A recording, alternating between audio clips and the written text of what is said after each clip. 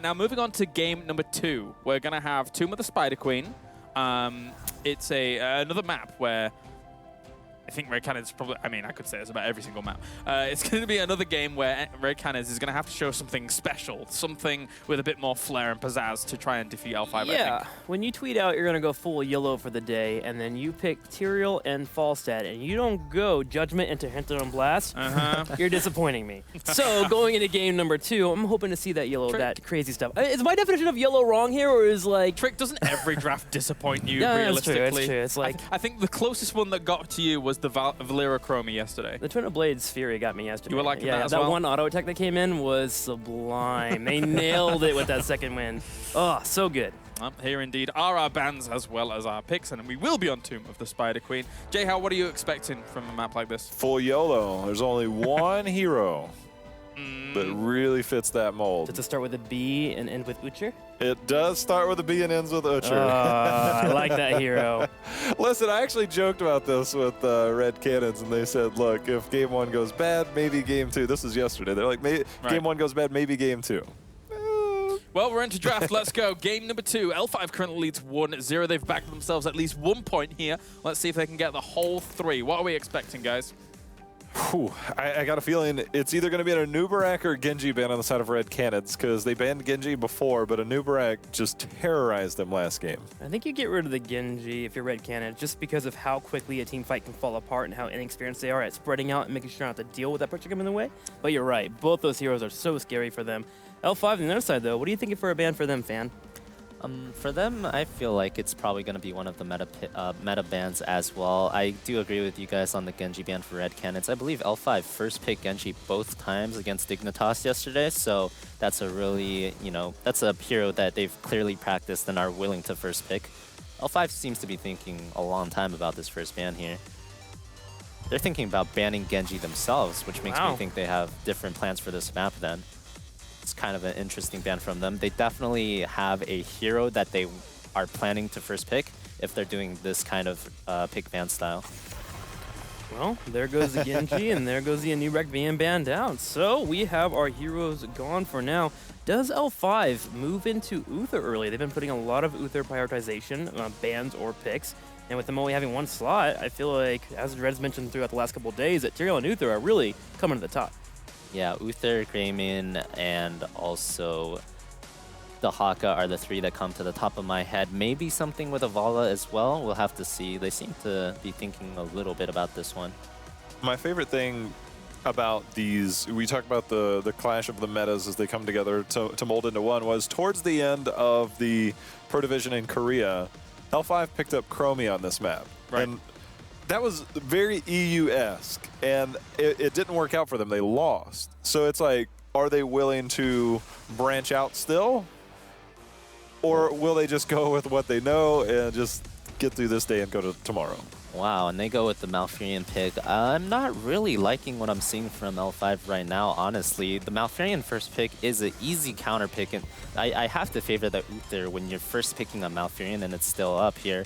And not only that, they took like a long time to think about that Genji ban, and then they spent like 40-50 seconds of thinking about what they should first pick to end up with the Malfurion. It just seems a little unprepared to me. I mean, the speed at which these bans and picks are coming in, and just the order in general, feels a bit more cautious. I can't put my finger on it, Trick. It's a bit odd. Yeah, it is a bit odd. I mean, Malfurion obviously still pretty strong overall, but from what we've seen in this tournament, he has been falling down a little bit more in priority. Perhaps L5 thinking, hey, if we get to Malfurion, we still have Twilight Dream. If RED Canids come at us in an aggressive manner in some way or some form, we do have Punish available. The Twilight Dreams be very effective, and they move into Stitches and Gul'dan. Okay, that makes a lot more sense. Yeah. If they were planning on running a Stitches draft, you do really want the Malfurion as the follow-up, so looking better for L5 now. And in the past, we have seen even in the international stage, I believe, very good utilization of the Gul'dan from L5 on this map when it comes to using Horrify, etc. Oh yeah, teams are pretty split on whether or not Gul'dan is good or not right now, but I'm on the side that he is very good on maps such as Infernal Shrines and Tomb of the Spider Queen. Yeah. What do you think about a Johanna ban here for L5? You help out with the wave clear that could be going your way. You also prevent the Johanna from being the front line, Iron Scan being great against Hook, but Tyrael is being hovered. Yeah, I was going to say the Johanna ban or the Tyrael ban, those are both good bans. What you want right now is to get rid of heroes that are hard to kill. Johanna, very hard to kill because of her passive and natural tankiness. And Tyrael is hard to kill because the dude is just way too fast and he has, you know, a sword to escape every few seconds. It's an interesting dynamic. I remember a long time ago, it was just a matter of if Stitch is hooks, then you just kind of dive right into it, right? And one of the best heroes to do that with would be Tyrael. You get the Eldruins, you go in, you can support the teammate that might have been hooked, you have Sanctification post 10, and so you can engage into that and basically counter-engage, but I do love the Johanna backup. You know, we've seen, you know, if you go Murden heavily fell off in priority just due to last year when the Unstoppable was removed from his E. And so now he is vulnerable to being blown up. I just wonder L5, right? Normally when you have Stitches, we see the Tahaka pick up here for Red Canids, is that you normally have to have some type of burst potential, and Gul'dan doesn't necessarily fit that role. He can do plenty of damage, but it's not necessarily that burst. So I really wonder if we're going to see maybe that fall. I highly doubt we'll see another mage-style hero on that front or for L5, so I'm really curious about that for L5, where they plan to back that damage up. Yeah, we still haven't seen really any Tychuses yet. I think this could be a good place for a Tychus if L5 wants that, but they can also go for different forms of damage for sure. Tychus definitely one of the possibilities, one that they could run well here. And I'm still thinking, even with this lineup here, with the Greymane, Uther, Dahaka, Li Ming, that Johanna would still work here for the Red Canids just based on what L5 have, and what they need for the map, and what fits for their play style, giving really the engage that is needed from Tyfex here for them to be effective on that shot calling and such. So we'll see if that will be the 5th pickup for them. But over on L5 here, maybe a little bit more kill potential. And I think I agree with you. Tychus is the one that jumps out for me. I wonder if they're going to fall back on a... They still need a solo laner, right? And I wonder if they're going to fall back on the old Ragnaros, right? I mean, he's not a bad solo laner. Maybe you can follow up with Smash. But the solo laner for L5 is always tricky to me because it's not always traditional. I mean, we might even see something like an Alarak, right? Like, it's not necessarily the traditional Leoric. You know, they run a lot of Dahaka, things like that, but it's always something different. There's never, like, the consistency is different because they have so many strategies. So they do go Leoric. All right, they keep it simple. Yeah, and there's the Tychus. I do think the Alarak has his issues with Uther because you're basically a walking proc for the Guardian of Ancient Kings at 7. True. Otherwise, I would love it. And as for the Ragnaros, I don't like seeing the Ragnaros right now. I think Ragnaros is pretty weak. I think he's 0-3 so far this Especially time. against Dahaka. Ugh. Oh, please don't say that. He's done. Stop nerfing I'm my sorry, baby. buddy. He's been nerfed so many times right before the tournament as well. He He's got a walking yet another molten core. nerf. That's Stop it. talking about it. All right, I get it. But Varian comes in at the very end there to round out Red Canids' draft. So what do we make of the Varian? I actually really like Red Canids' draft for this game. You saw, as soon as they saw the Stitches pick, they adapted into heroes that are extremely hard to kill or hook. So you saw the next 3 picks from them were Dahaka, Li Ming, Varian. All either extremely hard to kill if they get hooked, or just you can't hook them. So liking the draft so far for Red Canids. You talked about execution in the last game. I'd say one thing that's a lot easier to execute is a taunt into a Li Ming combo. And taunt is on a much shorter cooldown than cleanse. So Soy's going to have his hands full. Obviously, burst damage, Malfurion doesn't deal well with that. So curious between Greymane and Li Ming if we might see some early aggression, especially with Uther. Uther enables you to be aggressive in the early game because Malfurion doesn't have that burst healing. You have that armor. And with Greymane and Li Ming, I wouldn't mind seeing Red Canids be a little bit aggressive in the early game. Predictions going to start off with you, Trick, once again. I kind of actually like Red Canids' draft. They have yet to get a win. They're kind of hungry, and I'm feeling a little bit frisky today. So we're going Red Canids. They're gonna win this one. I like their draft more. I'm not going to lie, but this is L5. I'm going with L5. Yeah, if this was a strong team, I might go with them, but it is L5. You know, their power level is a little too high. Even though I like Red Canids' draft a lot, I have to go with L5. Well, there are a lot of hashtags you can use. One of them is Trick's Wacky Picks, so make sure to get that in. The other ones, of course, are L5 as well as Red Canids. And at the moment, it got a bit more even here going into game number 2. So the Brazilians out in force once again for Latin America and doing what they can. For now, we're going to go over to game number 2 here between L5 and Red Canids. Dread, I like Trick's gumption, but it's a Noblesse Stitches. And judging by the last time we had that, I'm a little bit scared for our positioning. Since L5's the closer team, we might get hit by hooks. Yeah, you know, even if he takes a shish kebab, he might be able to, you know, Pull go his right mouth. on through, get the whole squad together here. But either way, in the blue is again going to be L5, Swoy on Malfurion, Stitches played by Noblesse, Nitrogen on the Gul'dan, Leoric played by Jungha, and SESE on Tychus.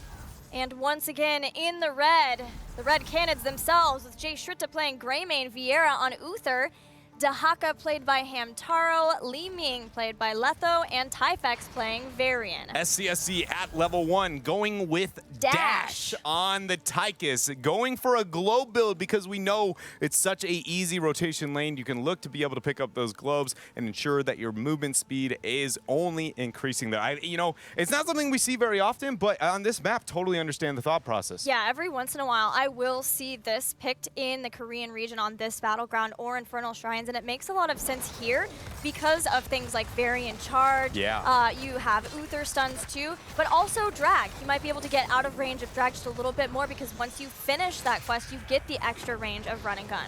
Yeah, it's I mean it's a huge increase, right? Too. Yeah, Once you manage 50%. Yeah, 50% is nothing to laugh at, especially when considering just gap closers, you know, or gap increasers, depending on what end of the, you know, That's true. of the battlefield you're on. But for now, it's just a lot of focus here into the wave clear. L5 when committing. Ooh, nice stun. Root to be able to get the peel out. Noblesse is getting body blocked by Red Canids, but SCSC gets the response. The hook is there. Vieira lights out. That's first blood now for L5. SCSC, a nice rotation in time to get that kill. I'm looking at some of the other talents that we have, but hold on because they have a hook. Nope, we're good so far. And what do you think of this Silver Touch? Because we've seen this here and there in this tournament for Uther, being able to stack up so that you reduce or you can increase the range of Holy Light once it's completely finished, but you reduce mana cost. So in this situation, a lot of it is like, well, if you increase the range, that goes when the target is going to be hooked, I don't have to risk my positioning to get the follow-up directly onto them, right? Like that is a panic mode for Uther in a lot of circumstances, but I'm going to hit you with a weird thought process from the support perspective here, Gilly. Okay. So if I'm an Uther without that talent and I'm going to be able to support the target who ended up getting healed, I need to move halfway, roughly halfway a hook distance for my heal to actually hit. Okay. And when I do that, I'm going to be roughly into a lot of heroes and in the middle of the battle, and most likely I'll end up dying. But All middle of the game fights, when you look at what is the most optimal Uther play, most of the time, the Uther is the one dying. I actually think for the middle part of the game, every hook circumstance, I would rather be, you know, battling. It's only the really freak post-16 fishing hooks that, you know, are so amazing that maybe this would make up for it. But then you have to consider Guardian of the Ancient King. How much value do I get out of the increased duration? You know, going with the upgraded Frisbee here. With the roots, you know, coming up from Malfurion with the Twilight Dream, personally, would have liked to see that. I do think it would have gained more value, but overall, this has been the, I would almost say maybe more popular Uther build out of the Asian region. yeah, and now even adding Holy Shock to that too. So adding to that now can do damage, but you still get the same amount of self-healing from that. Yeah, it does it, and then, you know, you have the opportunity to be a lot more offensive, getting kind of follow-up to anything that Varian or, you know, we see the Dahaka drag. It makes them suddenly kind of like a pseudo-assassin-ish. As L5 gets that rotation, nice root. Typhex, though, is going to be fine as he has full, not full, but at least two-thirds of the parry build here. Most importantly though, L5 keeping Red Canids at bay and starting to work on getting that first Web Weaver phase. 21 gems turned into the bank so far, and just by pure rotations alone, better soaking and a couple of kills, L5 has started to get ahead in experience again. Typhex goes in with a very, you know, easy to understand rotation. What I mean by that was it was very apparent Yes. that they were going to force that initiation. So if, you know, Red Canids wants to actually catch L5 off guard, I think running in, you know, solo by yourself at the forefront, wait till the rest of the team is there to be able to get the direct follow-up here. Especially on small maps, you know, it makes it that much harder to gank. Vision and predictability of rotations is only dramatically increased. And L5 only managed to get 2 picks, but they're got the turn-in advantage. They've got the 21 over Red Canids. And I'm feeling like they're going to focus on a turn-in the next couple of seconds. Yeah, we can expect L5 to try to snowball early on by getting their first turn-in, taking down a lot of structures.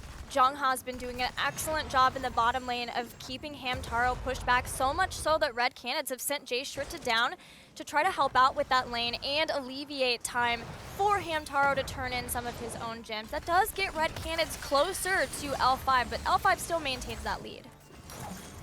Hook coming out, not anything to land, but Swoy there, as you see with the trust, always going to lay that preemptive route.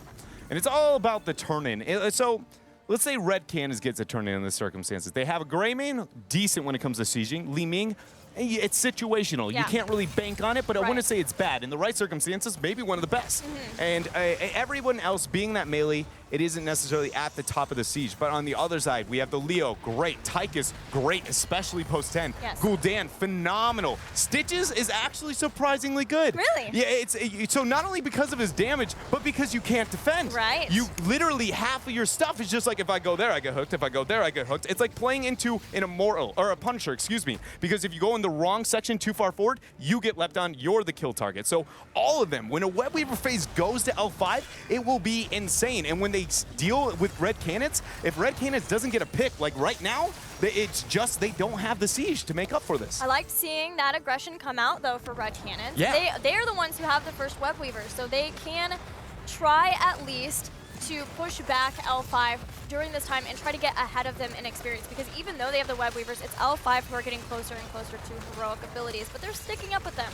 We also saw our Varian player questioning if maybe he wanted to pick something different at level 7, maybe a second win since there's a lot of minions around, but still getting full parry build. Hook hits Jay Shrita as that Grey Main still has the ability for lots of escape, so he stays safe. Nice to be able to get the E immediately out and be able to retreat here. Red Canids did end up getting the first Web Weavers, but it was, you know, not too successful. One front wall, and again, that comes down to the siege and the anti-siege of L5.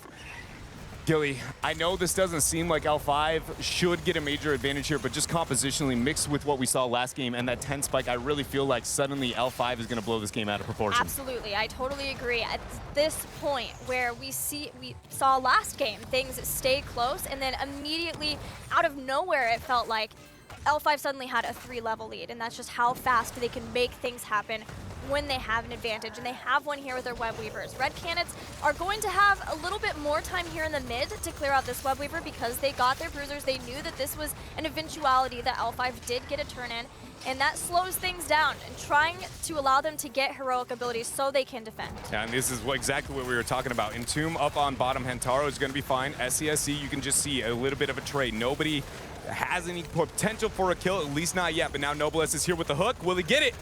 You see Jay Shrita, he's fearful. He wants to try and get a dodge. A beautiful cursed bullet puts out the pressure, but this is now going to be a fort going over to L5. What I love about that Entomb too is that it stopped everybody from attacking Taunt. Nacho Jin out, horrified too. Hamtaro is caught from a lot of people, but so is Nacho Jin. Red Canids are collapsing. Hammer of Justice, goodbye, Nacho. They end up getting the kills, but again, the fort lost elsewhere onto the map. So, oh, nice hook. No follow-up for Swoy yet. That route's got to be up. He could have hit him right around that.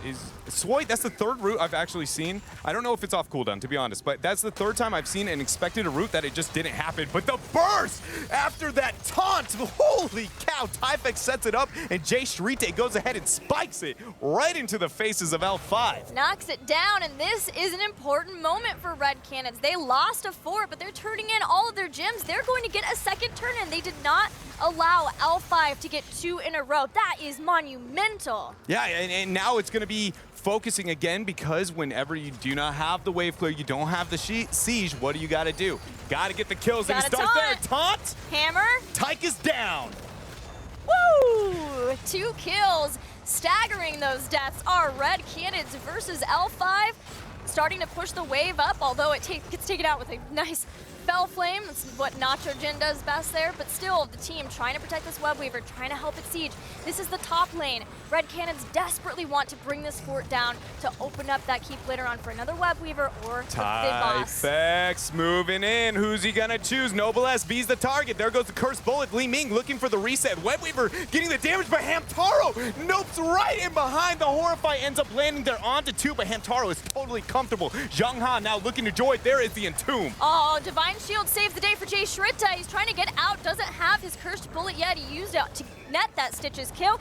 Everyone survives. Taunt goes back in. Baby. We're not done yet. Meanwhile, the entire other parts of the map, Web Weavers have been pushing away Red Canids. They don't have the macro, but they sure do have the picks. And miraculously, in the small time frame during the Web Weavers being up where they needed these staggered deaths, they're getting them left and right. There is another one. Jungha, 100-0, and so fast. They can't just get all 5 members up, but this is a hook, has a parry, trying to take down Typex finally. SCSE Viera starting to siege needs down. to die. He needs to die. He actually has the heals. It's literally better for him to die. Please. Oh, to be able to get the heals out. No, Jungha now. He didn't die fast enough. Here he goes, here he goes, here he goes. Oh my goodness, Jay Shrita is going down. The Entomb is gonna be a whiff there with the sidestep of Typex. So yes, L5 is fighting back here in this game. They do have enough for a turn-in, but they are down 3 forts, which, again, when looking at the siege, I would have said, no way would this game be in this position right now. All goes down to the staggered deaths of Red Canids and not letting L5 get 2 turn-ins in a row. But now L5 finds their second turn-in phase. They still maintained a lot of their gems so they could make this happen, and they're doing their best to push all the waves out as quickly as they can so the Web Weavers immediately get on top of the forts. Their wave clear is so good to be able to do this. Yeah, Odin is going to be available in 30 seconds, and that is what makes Tychus a phenomenal seizure. That's why I said it's post-10. Can you really make that happen? So 25 seconds, we can expect a lot. Viera self-divine shielding and going for the taunt afterwards. Beautiful Entomb that's pretty much saying, Typex, you're going nowhere, my friend. Divine shield's down, the protect is there, and he does not make it out, I don't think. No, there was no heals. Viera had used both of them. So close, trying to save him. I liked the root attempt to try to keep Viera separated away. He did use the heals, but everything at Red Canid's disposal to keep Typex alive still wasn't enough from the damage of L5. So L5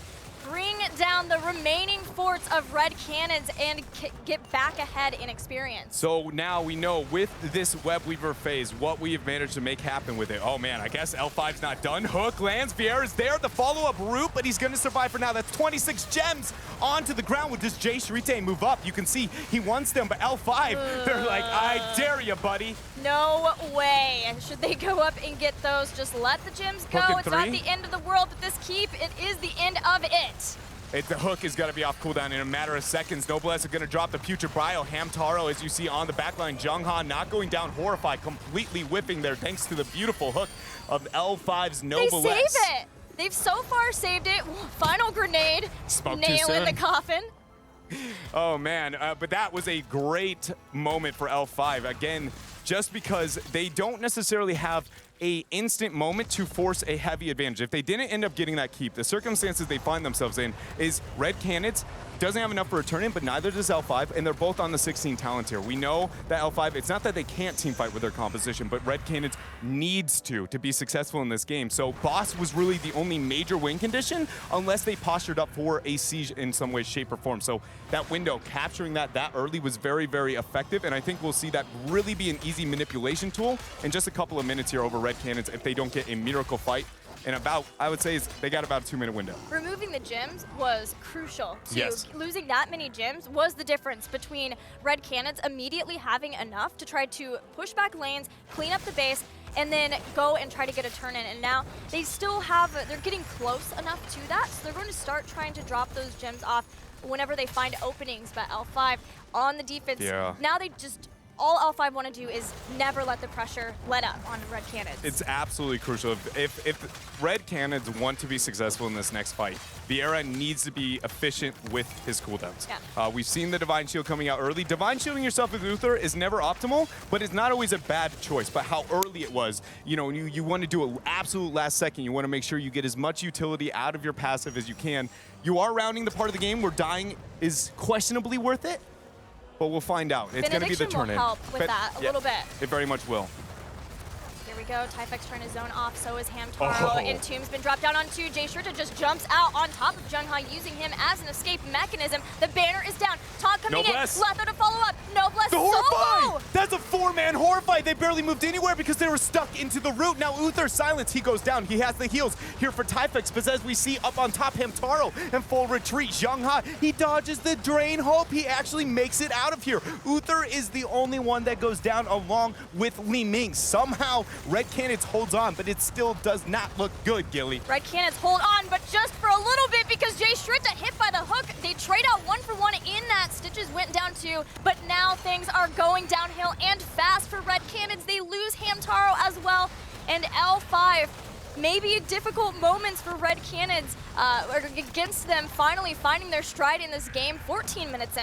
Yeah, 14 minutes in, and it's going to be a second keep falling. They do have enough coins for a turn-in immediately after this. They are closing in onto that 20 talent tier advantage. Zhongha, though, got taunted. It's a reset, but again, it's only a Leoric. It's a matter of time before this keep ends up falling. And he Wraith walked out enough that Swoy could swoop in, pick up the big gem amount that he lost, and move back. So now they still have enough for that turn-in.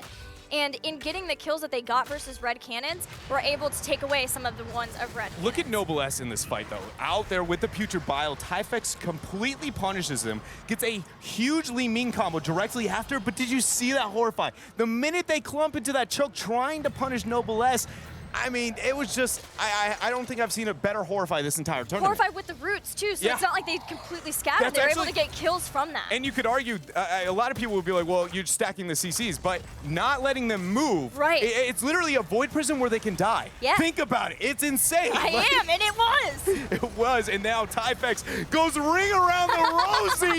SCSC just got top decked and wrecked. That was awesome! Follow-up Twilight Dream, at least from L5, stopped from the rest of deaths, but there's no SCSC, which means there's no Odin and no Bless! I cannot be contained is what I feel like Typhix just screamed as he fights back here to L5. The keep is ticking away. The Web Weavers on top and bottom still very, very healthy. That won't do too much damage to the core, at least not in this point in time, especially with Hamtaro being able to retreat. It's the top keep I'm worried about. It's so much damage. Mid's going to go down. It does go down. And top, let's see where he ends up at here. He seems like about the 75, 50, anywhere in between there. And now the boss is up, 20 is here. The problem is there's 15 seconds for SCSC to come back to life. And Web Weavers are available for Red Canids. So what I see happening here, L5 just baits the boss, forces the fight into the 20, and Red Canids can opt to give it up. But if they end up giving it up, they're risking possibly ending up losing the game here. So they're in a tough spot. I would argue that they don't have to commit to this, even if they commit to a boss or anything like. It's not necessarily that Red Canids has to force this fight, but I very much do think that emotions here at this tense of a moment will get in the way, and they will respond if L5 postures any win condition. L5's checking out to see where they can find a pick from a hook while Red Canids defend and stay out on the map to get 20. They are trying so hard to end this game before Red Canids can catch up to Storm Talents. So what does Red Canids do? The most important thing here is you would like to try and find a way to get a turn-in. But again, we always know when the minions are pushing against you so much vision, and only that side gate that we're hovering right now is the only avenue to kind of go out without giving up your positioning. So pushing out the mid-wave is going to benefit Vision the most. Hamtaro getting cut out will hurt them the most. And now the beautiful Entomb, he got the adaptation, the passive pop. Zhongha gets taunted and he goes down. He's down so far. Nachogen's pretty low too. Jay Shrita goes in, gets the reset. Goldan's out of here. That's 2 kills for Red Canids. They have 20 and they're feeling good. They are feeling good because they are looking for more. SCSC on full retreat. Hamtaro gets a burrow, gets dragged and just pinned against the wall. He actually denied the helping hand. Noblesse was going to save it, but he just dragged him right out, saying that's going to be my kill. This is going to be my boss. But the pressure onto the core, Gilly. They have to remember that they're going to all in, and everybody on the side of Red Canids here on boss. Zhongha in the ghost form, he's revealing them. Hamtaro is back. Swoy and Noblesse on the core. Hamtaro trying to stop the pressure from the minions. They can't. Boss? They don't have enough damage at all. Swoy can just die. It's Swoy and Noblesse. The most important thing for him is to kill the minions. He's worried about them tanking the core, and as long as that happens, he knows that is not going to be a big play. Now, Jay Shrite gets the kill on a Zhongha, but again, it's a Leoric. They've got a window, but I think, Gilly, Red Canids, They have 100 gems. They've got the boss on top. They found themselves 20. Top is their win condition. But can they deal with the pressure? Because I don't know if you watched yesterday's games, but this looks a lot like Game 1, Team Dignitas versus L5. They sure get the win, did. and suddenly, how do they lock in the game? L5 needs to hold their composure. There's a pretty good burrow spot right here next to Red Canids too, so they can keep Dahaka in the base for a long time. Taunt is there. Cleanse. Gleaming follow-up. J-Shrita there too. Hardened Shield keeping Noblesse alive. Miracles were made, the hook, and that is going to land after the Fear. Jay Shrita disengages. Fiora ends up getting the heal. The Web Weaver is lining up right behind here. What can Red Canids do? There's another taunt ready, and Divine Shield is now ready too. Odin. SCSC's dropping the Odin. The keep is They're not so quite low. down. Look the at their Web health. Weaver's getting sieged. Everybody on the side of Red Canids so low It's that Gul'dan. It's just bodying them, ripping through the HP bars, and the rest of the Web Weavers are useless. There's a drag. Drag 2. Typhix is there for the taunt 2. He's low. He's used his parry. Has to use Oh my his Divine dream. Shield, but the Twilight Dream. Lethos ends up getting hooked, and he's the last man standing, though Uther may find himself long for this world.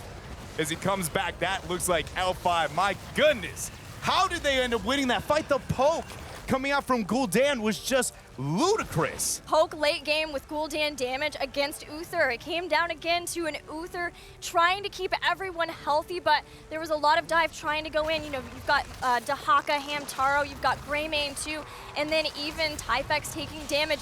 But it was an admirable fight for Red Canids, but in the end, L5 were able to maintain their composure and take them out to win the series 2-0. You gotta have respect for the mentality of Red Canids and L5 after this series. I feel like, though you wouldn't normally go in and be like, man, going up against Red Canids, you gotta give credit to L5. I think that yesterday was a big blow mentality-wise, and it showed even in the series, but this time they held it together. And on the opposite side, Red Canids having big struggles in Game 1, big struggles in the beginning of Game 2, and still going, the minute they had a small chance, they never gave up. They were always trying to win the game, and I absolutely love that fight from this team. So much heart. Yeah, from both sides. That was an amazing series. I cannot wait to hear what our analyst panel had to think about. Wow, wow, wow. 2-0 for L5, but overall, I think Typhex could probably give Usain Bolt a run for his money with that charge around the thing. Actually, people were wondering where my trainers were. I actually lent them to him. No, So I can take that for free. So, but overall, that was eye-opening, is how I want to look at it. I can't decide if that's concerning for L5. They got themselves 3 points, but I can't decide if that's concerning for L5 or a big tip of the hat to Red Canids. What do you think? For me, it's a big tip of the hat to the Red Canids. I mean, look at them from day 1 to now day 3. They're making plays here, and even in the first game on Infernal Shrines, they held all the way to level 10. There are moments here where they're getting better and better, and swiftly. I mean, by day 5, we might see them start to get some upsets. It might be a little bit too late for the group stage, but still, you can't knock the performance there. You can't. I mean, a lot of me feels like they should have won that game.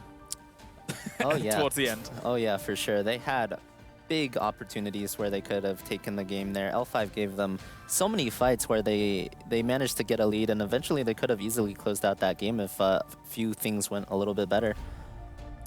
Overall, Jay, how do you kind of weigh up the situation between these two? I weigh it by the looks of the faces on L5 after that game. You won 2-0, and it looks like you just lost. Like, they're just like, well, that did not go as planned. Like, you got to be happy that you won, but they don't look satisfied by any stretch of the means. Yeah, a difficult time. We do have a replay, I believe, Fan. Yeah, we do. So we can just go right into this one. It's one of the many fights here. And we see Typhex immediately going in, getting onto the stitches, getting the taunt. We see the bullet and the leaming damage onto him. And if we could just pause right here. So we see a wonderful burrow from Dahaka behind them. And this is one of the mistakes that, you know, L5 was making. 2 of their members, if you look on the minimap, were not there. So they were essentially in a 3 versus 5 situation. It's an uncharacteristic mistake for L5 to make, but Red Canids capitalized on it beautifully. And you see a really late fear here. And, you know, just talking about this fight as a whole, I feel like L5 is making a lot of uncharacteristic mistakes here. You see they're trying to fight back. They're pushing backwards. There's an Entomb here, countered by the Divine Shield. Really nicely done by Red Canids. And, you know, at this point, Charge is up again. You can see the disrespect from Nitrogen. What's he doing there in the front line? He knows Charge's cooldown. He knows it's up again, and you have a Gul'dan in the front line. Just a lot of the fight felt like L5 was playing a little bit more sloppy than they usually do, and Red Canids were playing really on point, capitalizing on every mistake. Okay. We are indeed joined by SCSC as well as our lovely Korean translator. Hello, as we 2-0 victory. Congratulations. But it wasn't without difficulty. Talk to us about how they look at that series. 이번에 승리 축하드리고요. 근데 생각보다 이게 좀 깔끔하지가 않았어요. 그래서 그 이번 경기 두 경기에 대해서 조금 간단하게 좀 설명해 주시죠. 그냥 원래 당연히 이겨야 될 상대라고 생각했고, 근데 저희가 아직 어제 패배 때문에 멘탈이 아직 추스러지지가 않았어요. 그래서 전부 다 만족스럽지는 못한 것 같아요. We thought it was a game like we should have won this for granted. Okay. But I think my team isn't over the fact that we just lost 2-0 yesterday. Okay. So we're not very satisfied about that. Ben? Yeah, during that second game, it looked like you guys were very even with Red Canids throughout the entire game. You know, a lot of people would imagine that L5 would pull ahead pretty early on, or by the mid-game be quite a bit ahead. So how did you feel in that game? 일단 이 경기에서 그 레드 캐니즈랑 거의 비등비등하게 가져갔어요. 근데 많은 사람들은 이제 초중반에 이제 좀 L5가 좀 레벨 격차를 좀 벌리고 이렇게 했을 거라고 생각했는데 그 경기에 대해서 어떻게 느끼시나요? 이 경기는 저희가 첫 거미를 무조건 먼저 소환해야 되는 조합인데 그거를 저희가 실수 때문에 상대한테 먼저 줬어요. 그래서 생각처럼 쉽게 풀리진 않은 것 같아요. Our comp would have worked better if we actually got the first turn in, but due to like minor mistakes, that didn't happen, and it kind of became a uphill battle from there. Definitely makes sense. I know how snowballing works in Heroes of the Storm. Kind of Right. just happened there. Yeah. Well, overall, looking forwards into the rest of the group, are they anticipating better results? I mean, this is 3 points that they've bagged, of course. But is SCSC predicting stronger games coming out from them in the next games? 이번 경기로 승점 3점을 챙겼는데 이제 이후 조별 경기에서 더욱 이제 좀 더 강한 모습을 보여줄 수 있으신가요? 잘 보여줄 수 있을지는 모르겠는데 이제 센 상대밖에 안 남았어요. 그래서 좀 멘탈 잘 추스려서 집중 잘 해야 될 것 같아요. I can't guarantee a stronger performance, but we're up against the stronger teams. So hopefully we can get our mind together back in the game, and hopefully we'll get good results. All right, well, regardless, a win is a win. 3 points. Thank you very much, guys. As we do check in with the groups to get things going here in Group A. And in fact, no, we're not in Group A, are we? L5's in Group B. But there you go. They're over in Group B. They're still in second place, not doing too bad at all, with the 4 wins and 2 losses there, bagging another 3 points here to begin the day number 3. Next up, we're going to have more awesome games to come. I am rejoined here by Jhow and Trixler, and it's a little bit difficult for me when I'm having to, unfortunately, ask SCSC some of these questions, because we know they're in a bit of a rough spot. As much as, yes, that was a victory, it was still a rough spot that they were in. So here's the thing. They look phenomenal in their league. Yes. Just MVP Blight gave them their toughest test. Then they lost that Eastern Clash. Right before the Eastern Clash, this is what I saw. They would play weaker teams, and what we saw going into BlizzCon last year, L5, they would take their small lead and then dominate it and destroy people.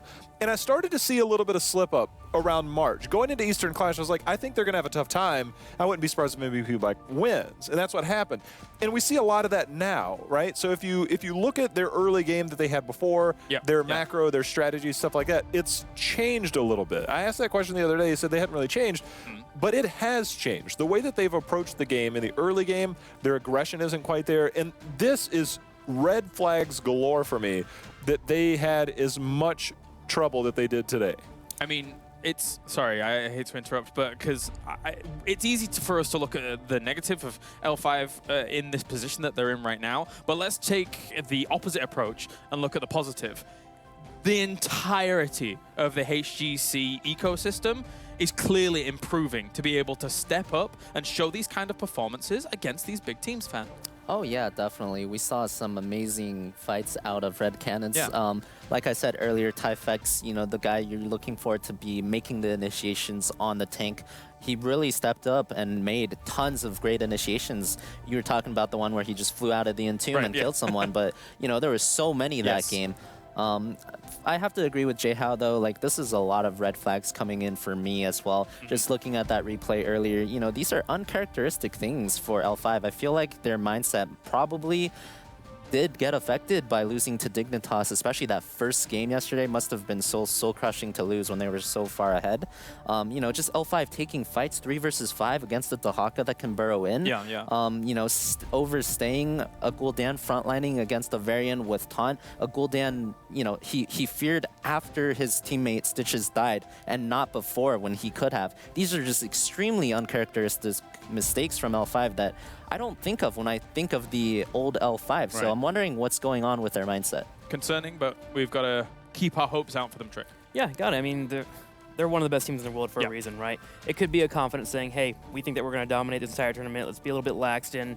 Now, coming into day number 3, it's starting to realize, okay, maybe the opposing teams, while they might not be overall as good at the game as we are, there are moments where they're willing to take the pure essence of what they have in skill, like Tyfex and crew, and come in and just all in on that one aspect. And for a moment or two, you get a couple kills, and you get these moments where it's like, wait, could RED Canids win here? And then, of course, from there, L5 is able to get into a scenario where their mechanics do become a little bit more superior. Towards the end of that was the Odin and the Gul'dan just poking down RED Canids, and them not realizing how much damage they're taking, and they fall apart, and the victory was L5. So, yeah, it could be a confidence thing that, hey, maybe we should take a step back and put a little more preparation into our matches, and then L5, of course, will show the dominance that we know they have in them. All the other regions are getting hungry, and they are turning the heat up on Korea here.